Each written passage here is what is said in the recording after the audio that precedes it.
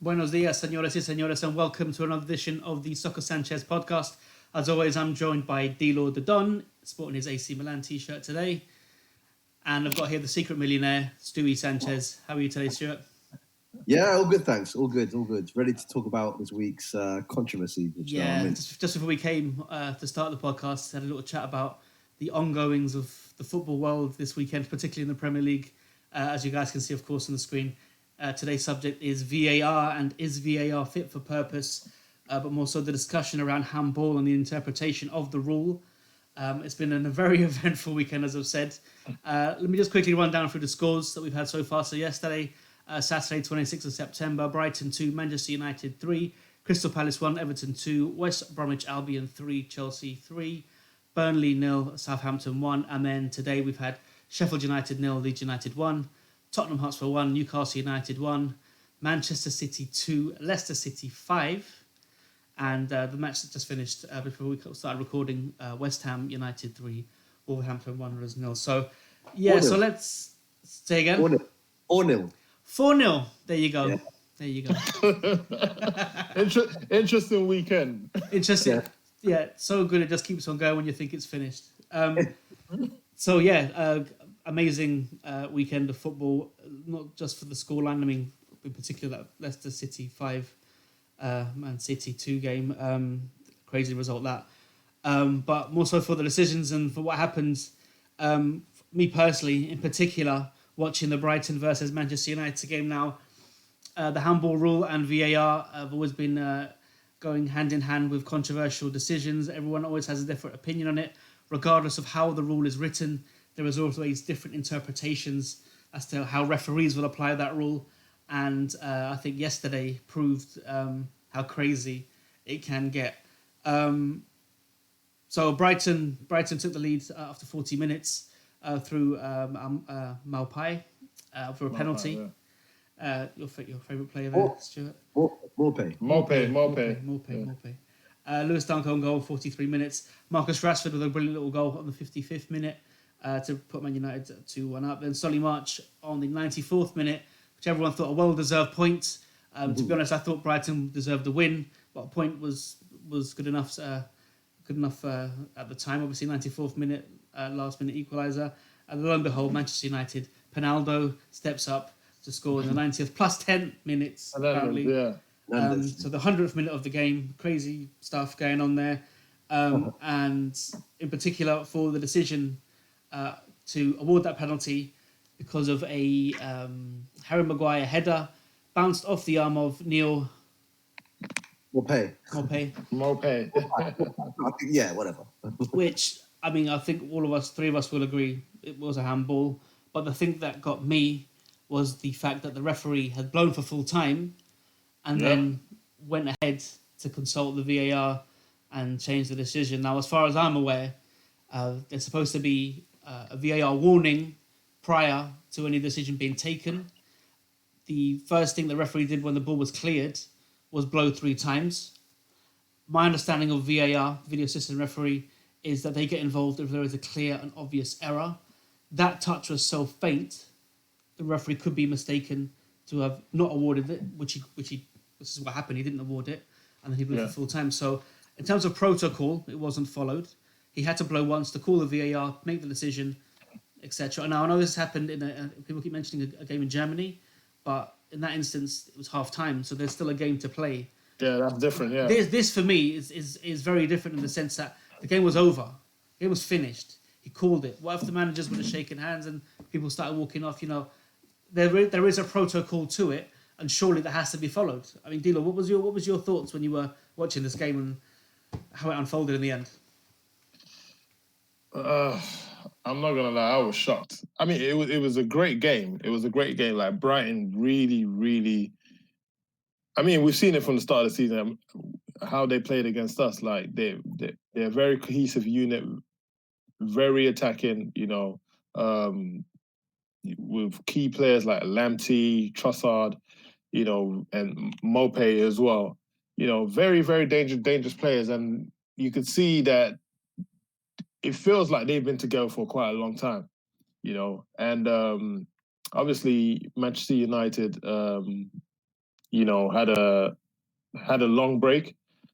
Started later than most, along with Manchester City.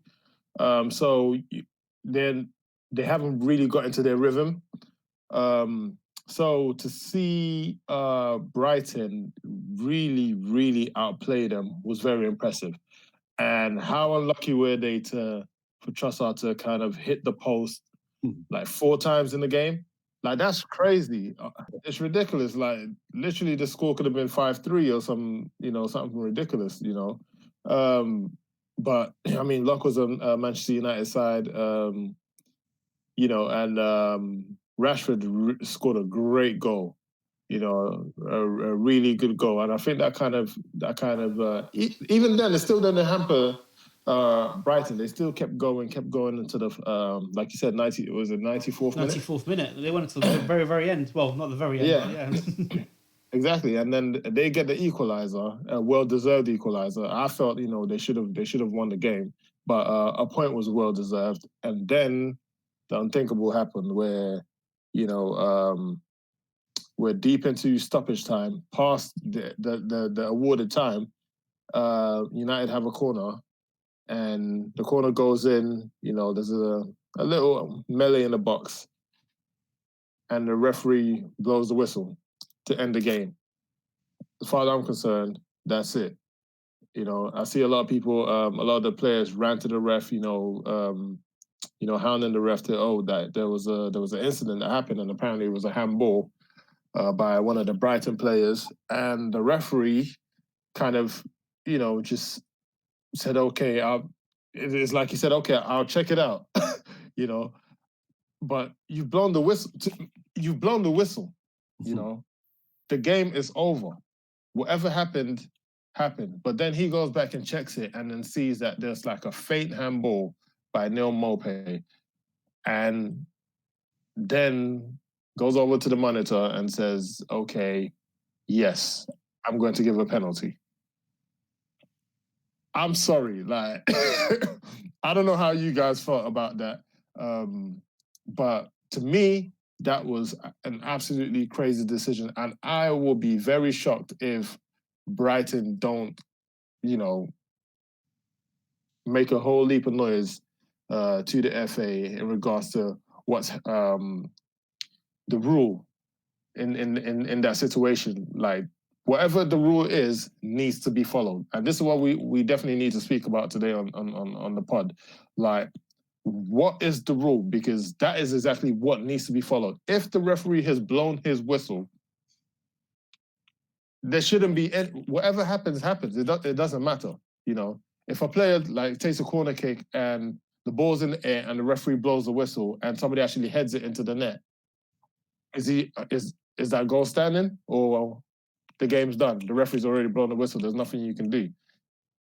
Was it a penalty with the rules today? Yes, it was. No doubt. No doubt it was a penalty. No doubt. No doubt it was a penalty. That's fair. But the referee had blown his whistle. The game was done. To then pull the game back, you know, to kind of check an incident that's occurred. Yes, it occurred. The handball occurred before the whistle was blown, but that doesn't matter because the whistle eventually was blown. So that should have been the end of the matter. You know, so that was crazy to me. I couldn't believe it. I was on Twitter and a lot of people were saying, "Did that just really happen?" You know, and it's like the commentators didn't really say too much about it. This is what was getting to me. The fact that no one, even in the post-match review of the game, they didn't mention anything about the actual ruling behind it. And in the end, it took. I mean, I'm sure you might have done it as well, Dennis, going onto Twitter and trying to see if someone had an actual section of the rule book, because how do you even search that in the is it IFAA association that actually come up with the rules? You know, like, and to be fair, there is nowhere that is clear to say whether or not you can go back after the full-time whistle. What is clear is the protocol, the fact that VAR is called when a referee whistles once, blows the whistle once, and then points to the VAR and then to check it. Sure, am I being a bit overreactionary here and going on about the protocol? Because obviously it was a handball, so it was a penalty, and justice was served. But are we kind of a sucker for the rules, or is it we just feel sorry for Brighton, or what was your opinion on this? I'm just wondering if it had been. I know you mentioned that it wasn't discussed after the game, and I'm not sure if that rule is going to be changed. I mean, maybe after today's game with Spurs, that's going to be provide some food for thought for the FA to think, because if it's just Brighton or one of the the teams lower down the division, perhaps the FA won't pay as much notice. But if it happens to a team like Spurs, or let's say United, happens to United next week, or even Man City, I think at that point they'll pay more attention. Of course. Well, didn't something similar happen with Villa and Sheffield United with a VAR decision? Oh yeah, Village, yeah, Bournemouth or something, wasn't it? That was a goal line technology. Was it goal line, or what was it? Oh yeah, goal line. The goal line didn't work. Sorry, yeah, that's different. Goal line didn't work. Yeah. That's different. Then again, it was Villa or Sheffield United. I mean, the FA doesn't really care too much, I don't think, about those teams. But in terms of the rule, yeah, it's just silly, isn't it? I mean, back in the day, you get your one or two decisions given for a handball in the area like that, where the defender has inadvertently, it's touched the ball, where they jump for a header. But yeah, that was more like the referee's discretion. Now the rule says you have to give that penalty. I mean, it's really unfair, right? If a defender's trying to jump up and head the ball away, he has to obviously use his arms for leverage to jump, and then the ball hits his hand. It's silly. I mean, how are they meant to jump for the ball? This is what I'm trying to say in regards to the Mopé situation. Yes, it touched his hand, but it's so faint. It's so faint that you really only see it from the replay. So now that the referee's blown the whistle, protocol to actually call VAR is gone. He's blown the whistle. The game's finished. Yeah. And it's so faint that you could excuse the clear and obvious part of it as well, because it's not clear and obvious that it hit his hand and the ref's not seen it. It's just very difficult to spot. So you could and then also the proximity of, again, he's 2 yards away, his arm from Harry Maguire's head. So it wasn't like he intentionally went to block it. This is how how his body was positioned when he was jumping. So yeah, exactly. You know what it is. In defense of Manchester United or whatever, yes, it's their right to call for the penalty. If you look at Neil Maupay, I think what the referee was looking at was his motion, and he was, the ball's coming to Maguire. Maguire's heading the ball, so he was kind of like jumping into try and obstruct Maguire. So I think it's the action of the motion of him heading towards Maguire with his arm up, and regardless of it brushing his arm, it's his motion, of him going towards. So that kind of already looks like, oh, you might have intentionally left your arm there to try and to block to block or put off Maguire, and it just happened to hit your arm. But nevertheless, I saw on Twitter, which I was gonna read out. Somebody there was a piece that somebody put up that said, if an incident occurs in the final seconds of play that the referee does not spot and the VAR is reviewing it, what happens once the final whistle has been blown? Will the referee allow a match to play for too long if they know something is being checked? That's the question. And the answer that was written was, we've got a process in place for that. When an incident is being checked, the first thing that happens is the VAR will automatically engage the referee. They will press a red button and tell the referee they're checking a decision. While the check is taking place and the referee is fully aware that the time is up, they will give a single blow to the whistle to stop play. They will blow the whistle, stop the play, put their left finger to the ear, and put their palm out to show everyone a VAR is checking the decision. Everyone stops on the field of play. The check will take place. The VAR will come back and say, check complete. Now, did we see any of that? This is my point. Like, yes, it's a handball. Yes, Maupay had messed up there, but protocol wasn't followed. He blew the full-time whistle. So Brighton have a case. Of course, they have a case, What are they going to but argue? they're not going to change it now, are they? They're going to change the points. They're not going to change. They're not going to change anything. It's done now. But you say that, but something was overturned after the full-time whistle. We've never seen that. So you can say, yeah, you know what? No. But as far as I know, like, in terms of rules of football, any rule of football, the changes to a decision have to occur when the players are on the field of play. So if they're going to change now, Yeah. they're not going to say 3-0 to Brighton or anything like that because it's the referee huh? Not 3-0, but it's like that shouldn't Corner. stand. It should be a draw. You know, but I mean, United fans are happy. You know that. You know, Yeah, of course. But I mean, they have to be. Even though United won, they have to be worried that this rule is just going to mess them up at some point. Was that Stuart? No, I was just going to say that United are absolutely delighted that they won this game. I was talking to a United fan during the game, and it was like, "This is absolutely shocking." And then when they got that last-minute goal, that was an absolute lifesaver because the way we played was absolutely shocking. Yeah, they were horrendous. Apart from that through ball that Fernandes fed into Rashford for him to score the goal, United were all over the place. I mean, Brighton made them look like just Leandro Trossard is a quality player. He is so good. Yeah, he's really, really good. He's like a better version of Anthony Knockout. Yeah. What does that mean? Knockout is quite good, but he tends to make the wrong decisions, you know, and could be like Trossard, but his decision making in the final third isn't there. Yeah. Trossard's technique for that goal, for that shot where the ball came to him and he took it down quickly and shot it against the crossbar. That shows what Trossard's like. Is like his ability to control the ball and fire a shot like that. That's really what makes up his game. But yeah, I think Brighton were just so impressive. I think what I really like about Brighton is that they're given the young players a chance again this season, like Alsate and Lamptey as well. Lamptey's actually doing bits on that right hand side. He's doing very well. I love that in my team. And Alsate again, that ball he threaded into Trossard when the first effort that hit the post. That was Alsate's little move, pivot towards. And still, which he's very important for them, and they still managed to dominate, Manchester United like that. So they really put up a good account of themselves. But again, that's just the nature of the game. If you don't put away your chances, these things will happen. So yeah, you can say, I mean, we can all feel, the what happened at the end of the game was unjust, but at the same time, you hit the post and the crossbar 4 times, 5 times. If you don't put away your chances, you deserve to get punished. That's just the nature of the game. We call it score be scored. It is what it is, and that's what happens. So yeah, they can feel a bit, yeah, definitely bad, but at the end of the day, if you don't put away your chances, that's what happens. So tough. No, but it's true though. That's the nature of the game, Score or be scored. What? Score or be scored.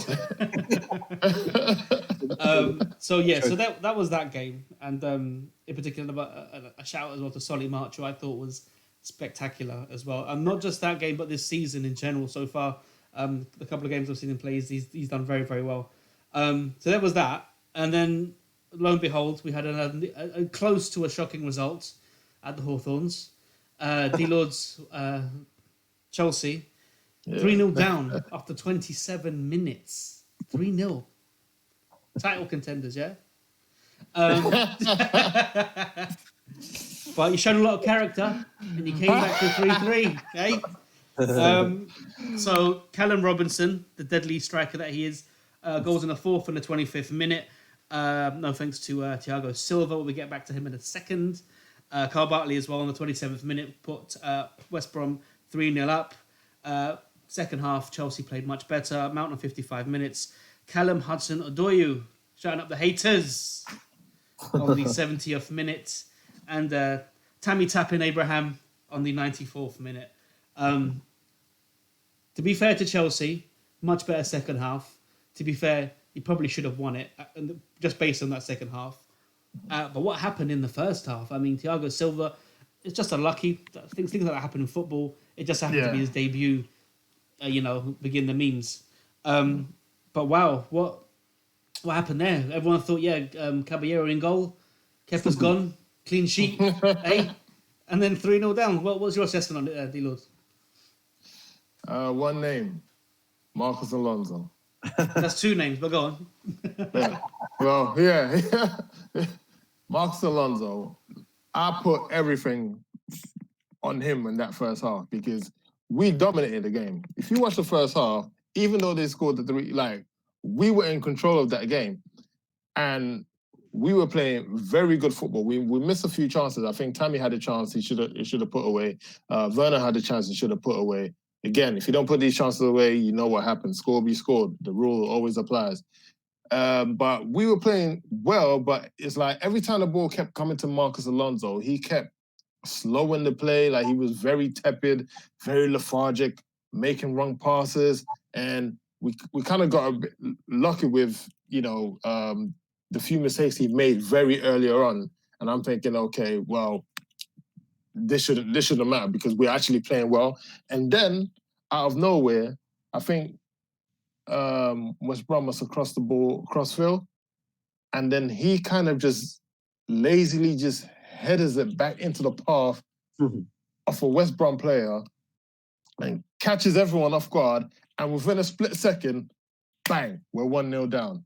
And it's like, okay, we have to remember this is a young squad, right? I personally don't think they've built the mentality to deal with the fact that, oh, we're 1-0 down, it's cool. We're just going, we will go. They panicked, If we were on top of the game. As soon as we go 1-0 down, it changes the whole mentality of the team. So now everybody's a bit panicky. We're still trying. And then unfortunately, the Thiago Silva. Yeah, that was unfortunate. That was unfortunate because I know there was a lot of memes and, people doing a whole hoorah about him. But he had a great game. Personally, apart from that mistake, he had a very good game. He brought calmness to the play. It was just a freak first half that just happened. Like that freak, miscontrol and 2-0 up all of a sudden. And then again, set pieces, which is like penalties to us. Anytime we concede a set piece, it's like it's a goal. And then we go, we're 3-0 down. And now the whole team is just like, the mentality of the team has changed. Everyone's just like, now we're shook. Like, do we attack? Do we try and grab a goal quickly? And if we do, we're leaving space behind and they're hitting us on the break, we could be 4-0 down. So I think going in at halftime at 3-0, my hope was, we need to at least get a goal in the first half. Because I knew that if we were to get a goal in the first half, West Brom will panic, and they might not want to come out as much because they're thinking, oh, they've got a goal now. Now Chelsea's going to, turn up the heat. But we didn't get the goal in the first half. So it's like, damn, are we going to do this again? Because I remember Bournemouth, last thing when they beat us 4-0, it was just reminiscent of that. And I'm thinking, oh, we're playing well, but for some reason, we can't defend for anything. Or individual mistakes always seem to cost us. Like we seem to have individual. We're probably the only team in the Premier League that does the most individual mistakes and get punished for it. You know what I'm saying? Like you look at the Man Utd game, Trossard hit the post on what do you call it 4 times. Yeah, totally. Yeah. We don't get that kind of luck. It's 3-0 down. What I want to know is what was Kepa saying to Jorginho? After that, I saw that. It was so funny. You see, it's not me. It's yeah, that's what he's saying. He's like, they blame me, but you can see.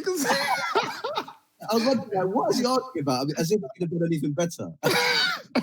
Listen, the first goal, I would say, yeah. I personally felt, Caballero should have done a bit better, but at the same time, when the ball goes through a player's legs. I can't really blame him for that. Like we shouldn't have been put in that situation in the first place by Marcus Alonso. And you can see half-time he was off. But again, that's Lampard's fault because why would you know that this guy he's so slow. He's not a left back. He's a wing back.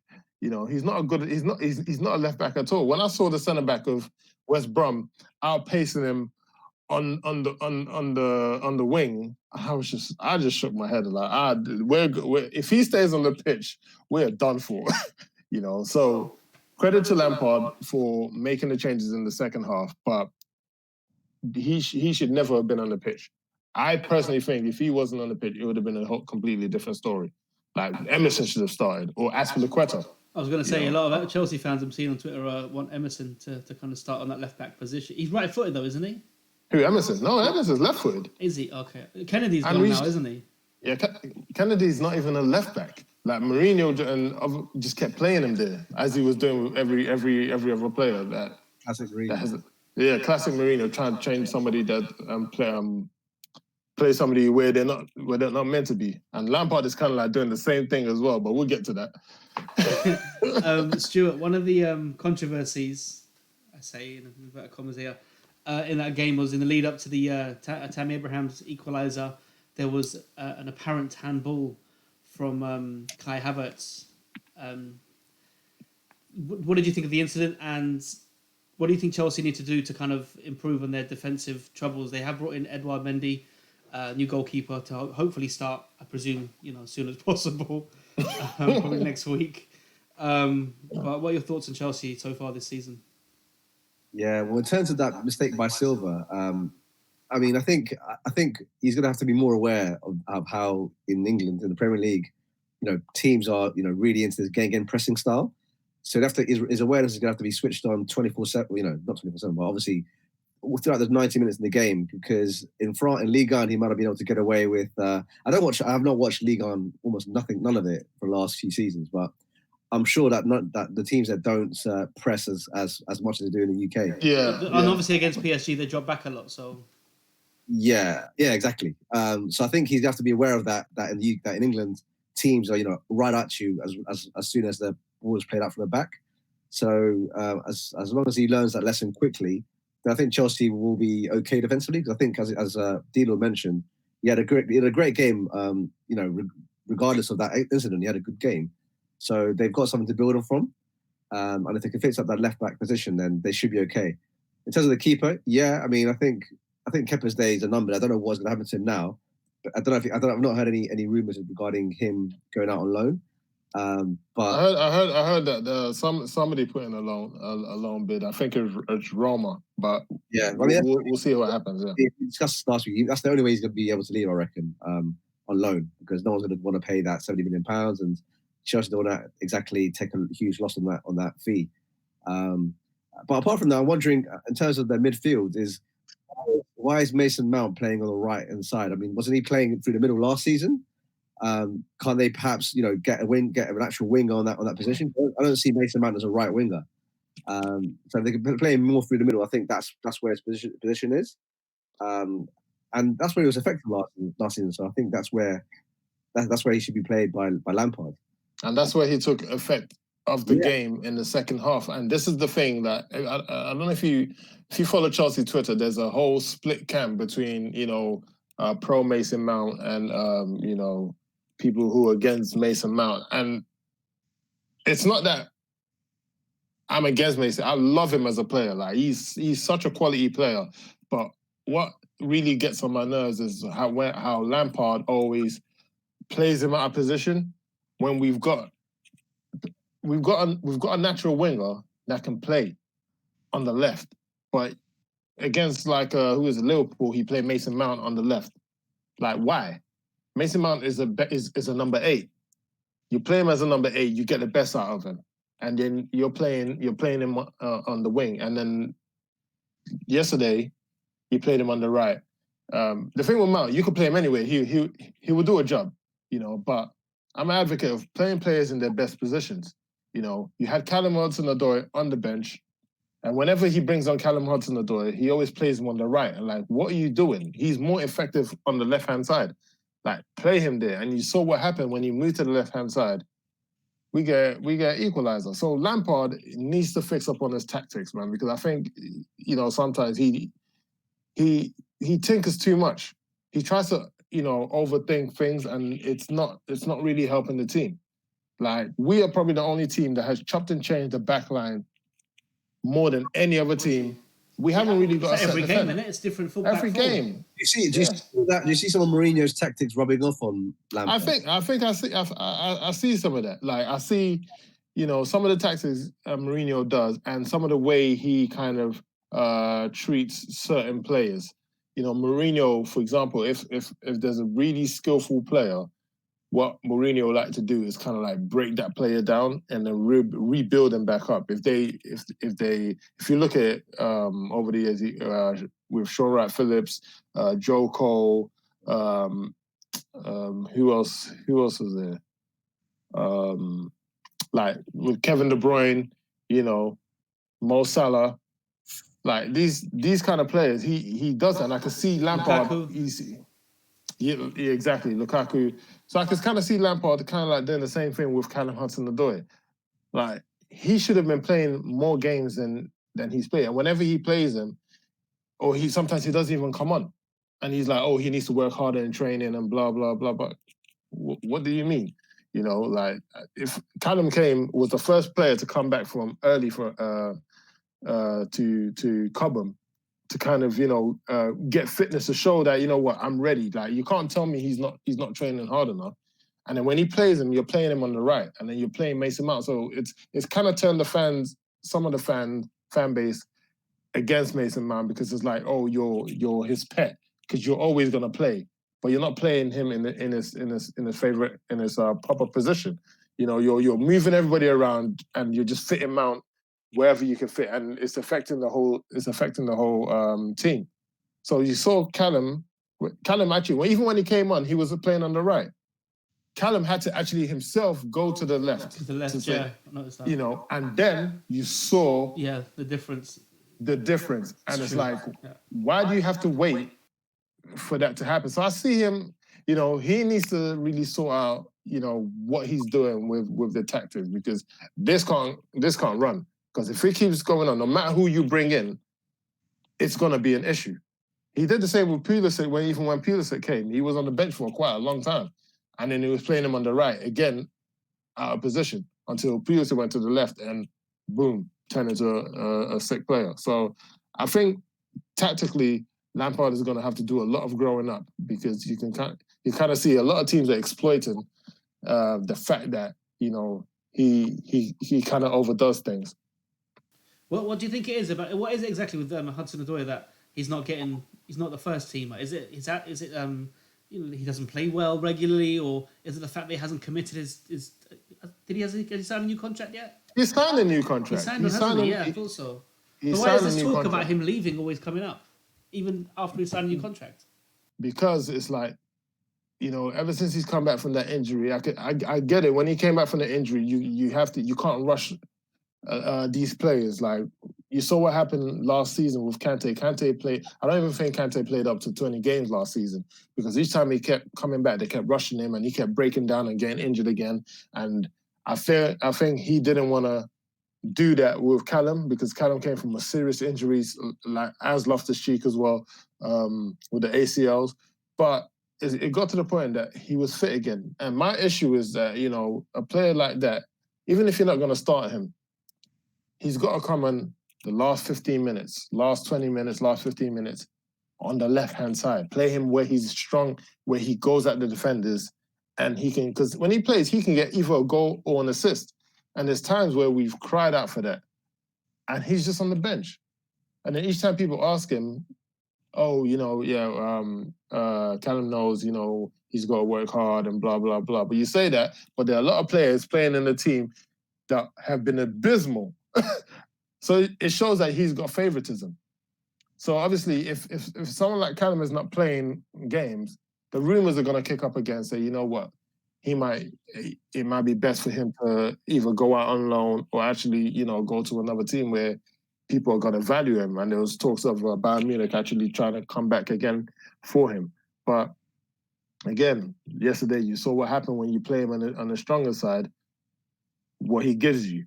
It changes the whole dynamic, because he's one of the few people who can actually go 1v1 versus a defender, him and Pulisic. you can't have him on the bench. You know what I'm saying? So, yeah, Lampard, like I said, Lampard's got a lot of growing up to do quickly because this is an unforgiving league, as it's shown. We've all seen this the start of the season. It's very unforgiving. You can't be making mistakes like that. So, yeah. Well, it remains to be seen then what happens to Hudson-Odoi, because I think he's a really good player, and it's really strange how he hasn't cemented that first team position. But as you say, I think I have to agree. Lampard does seem to be kind of still trying to, improve his managerial game, let's say. And if he's taking examples from Mourinho, maybe he might not be taking the right ones in terms of what he learned off of him. But yeah, I mean, your team is stacked. Chelsea is stacked. They've got so many good players that it's just kind of hard to fit everyone in the team. And what a big change it was for Chelsea to play Havertz away from the wings like he did at the League Cup and play him in the middle. Yeah, because he played very, very well. And he does look a very good player. Although I do think Mason Mount's better. So over the weekend as well, Burnley 0, Southampton 1. Danny Ings kind of reliving a renaissance here the last couple of years. Danny fun, boy, banging them in. Another special mention for Jamie Vardy, hat-trick against Manchester City. Fantastic performance. Yeah, round of applause. Age 36. What? Age 36. I swear Vardy's 36. Wait. Bro, that's the wrong Wikipedia you looked at, bro. There's some other Jamie Vardy. Listen, what is his age? That's why he's 33. 33. Oh. Check, man. Check, because we want to get things right on the SoccerSanchez podcast, bro. You know what I mean? Check, man. Let's check. This ain't talk sport, bro. We don't just talk for talk's sake. You know what I mean?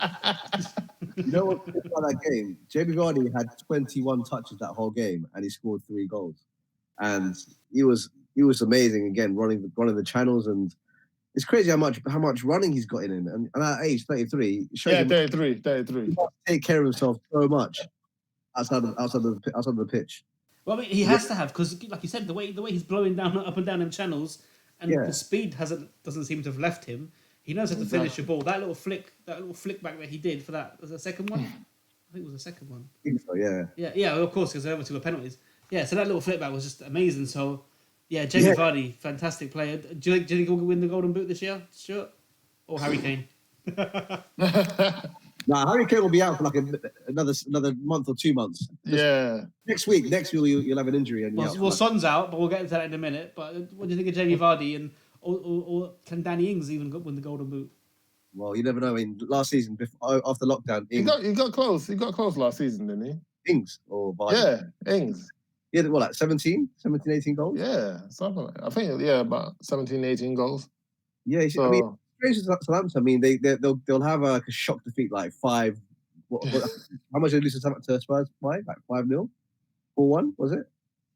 Say again? How much did they lose to Spurs by the other day? 5-2. 5-2. They'll have a shock defeat like that, and then they'll put in a good run after that, let's say, of 5-6 wins or something like that. Similar to the one they had against, the run they had after Leicester, where they got 8-0 at their stadium. They seem to bounce back really well from these like lows. So I think the players are just used to that kind of that thrashing, and then they can just go on a good run. And Ings seems to really, really thrive off that service he gets at Southampton. So Ings might be in with a shout. But Vardy again, Vardy again. I think that team is made for Vardy's like kind of play style. They know where he likes the ball to be played, and he likes to run the channels. He likes to do the hard work off the ball, and that's where I think he's key to Brendan Rodgers' plans. And they've also added to their team over the summer, so I reckon Vardy will be up there in the scoring charts. Yeah, I mean, fantastic player. He just keeps going. His career really started late, really, compared to other players, and he's just gone from strength to strength. I'm not sure if this is actually true, but he's got a something lined up to someone's going to make a film about him, about his life in Hollywood film.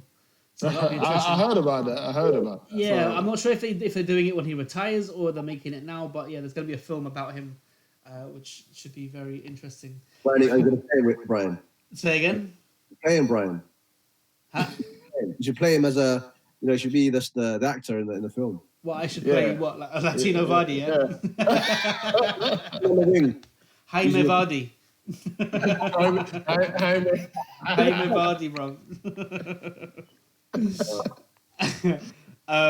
Again, Everton, another win. 3 wins out of 3. New fan here. Everton fan here. Good performance again from James Rodriguez. Calvert-Lewin again scoring. I predict a very good season for him. I said it to D-Lord when the season started, particularly after James Rodriguez signed. That connection between Rodriguez and Calvert-Lewin, I think will be a good one as long as you mentioned before, James Rodriguez stays fit. Do you think, Stuart, that Everton can make Champions League? I know it's very early, but at this point, what do you think? I think, it's easy to get carried away based on the fact that they've had their best start in 27 years. But I think this time it might be the real deal. I mean, there've been 4 signs of a renaissance in Everton, but I think this time it's the real deal based on the fact that midfield looks so good. It looks like really as if they've been playing for the last 2 seasons. Yeah. Decore and Allen, the amount of space that the amount of the pitch that they're able to cover, just frees up James to really kind of dictate the play at the other end of the pitch.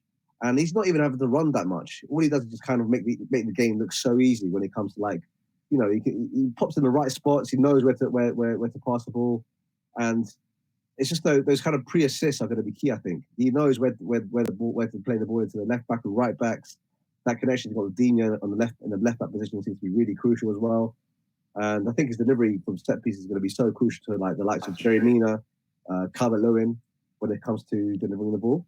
I think Ancelotti has also given Calvert-Lewin and Rich Harlison as well a target of 20 goals this season at least, and they'll have to answer some serious questions if they don't hit that tally. So I reckon the kind of bar that expectation bar has been raised considerably this season, and I think there's kind of ample reason behind that, and I reckon that they'll be there or thereabouts. But in terms of Champions League, I think it might be a stretch, but they'll be there or thereabouts, maybe 5th, 6th, but they won't be too far behind. I think you're right. Everything positive that Everton did normally involved a pre-assist or something started by James Rodriguez. But I think you're right that Everton look very dynamic, not just the midfield, but also their wing backs as well look very good and seem to be pushing up a lot. Seamus Coleman, I've always liked him. I've always thought he's been one of the best ever defender purchases in the Premier League. He's done so well. Everton look, as I say, very dynamic, very exciting. How do you feel when you watch Everton now? Will you fear them when Chelsea play them? You have to. You have to because when you have someone as experienced as Ancelotti, and again, he has his tactics, he has his set plays, and he's got experience now with, Allen has got Champions League experience. Jaime Rodriguez has got, playing for, experience for big teams, play for Bayern Munich, play for Real Madrid, and given the confidence to players like Calvert-Lewin, who is just, he believes in himself, like he's constantly bullying defenders, he's very aggressive in the air. And so when you look at that team, that team is, if they can add to that, I think they won't be far off challenge. I'm still not sure about the goalkeeper situation.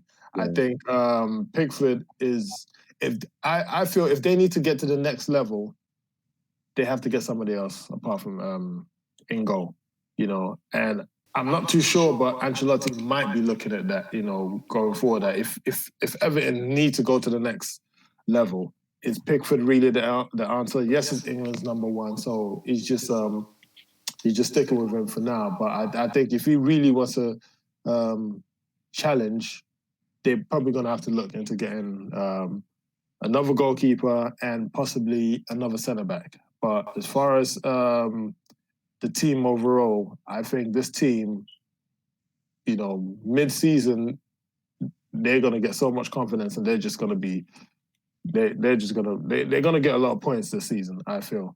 You know, so with Pickford, I think he tries too much to try and play out from the back and kind of like, you know, try and take on defenders sometimes. I think for him, it's just he has to play it safe, just kind of boot the ball, do it the old school way, and just not try to play it from the back because he doesn't have that ability, that technical ability to play with his feet. And that's where he kind of makes a lot of his mistakes, is just trying to be too smart when he's not that great technically. He's a great shot stopper, but again, it's just the technical ability that he kind of falls behind him. And also, I think, as much as I like Mina, I think he's also a bit of a liability at the back. It was a bit dodgy, and against Palace, he was also a bit suspect at times. So I can see there being mistakes there for like the top four to really take advantage of. Yeah. But again, I think they'll have a great season, basically, as long as they keep James fit, because James has had his injuries career. So you never know that the Premier League might take its toll on James. So there's a chance that he'd have a spell out in the sidelines this season. So as long as they minimise those injuries, they'll be fine. Yeah. Well, maybe D-Lord could sweet talk Ancelotti into taking Kepa off of Chelsea. I don't think he'll be that stupid. Hey, business is business, man. Who knows? Hey, business is business. So I mean, the remaining games of the weekend: Sheffield United 0, Leeds United 1. Nicked it right at the end of their leads. I thought they played very well. I thought they deserved the win. And also tonight, West Ham United 4, Wolves 0.